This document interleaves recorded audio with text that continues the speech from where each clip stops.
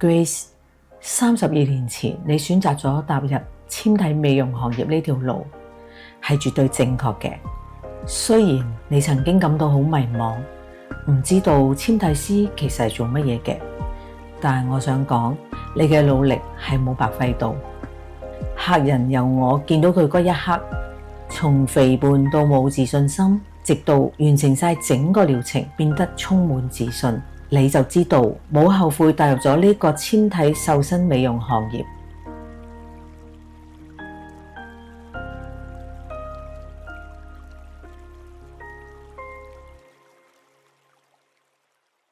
Hello， 大家好，我係 BioSlim Grace， 我已經喺纖體美容界服務咗32年，係一位資深嘅美體美學瘦身專家。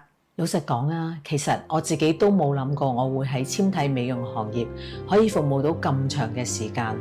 諗翻起我由開始初出茅廬一個後生女嘅時候，到而家眨下眼就已經過去咗咁多個年月日啦。我唔算係有一個傳奇嘅故事。只係好偶然地，有一次我返工經過銅鑼灣，見到一個好大嘅招牌招聘纖體美容師，咁於是就膽粗粗去試下面試啦。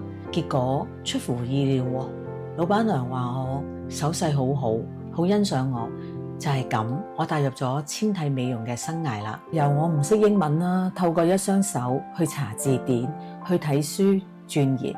其實因為我嘅目的咧，就想入一間有規模嘅公司，好幸運踏入咗瘦身美容行業。1年之內，我就由一個瘦身美容師慢慢升職做咗一位 trainer。咁好快之後咧，後來喺1-2年就成為一位纖體顧問，直到而家我已經成為咗管理層啦。其實咧，每個人上嚟瘦身咧都有唔同嘅目的嘅。我哋有啲產後媽媽嚟瘦身啦，亦都有啲女仔嚟瘦身嘅。其中有個 case 咧，就有個女仔因為想揾工，原來佢話俾我知，因為太肥揾唔到工作，咁於是就我哋幫佢瘦身啦。咁佢成功咗啦，又揾到份工，我真係好開心見到佢可以得到佢自己想得到嘅嘢。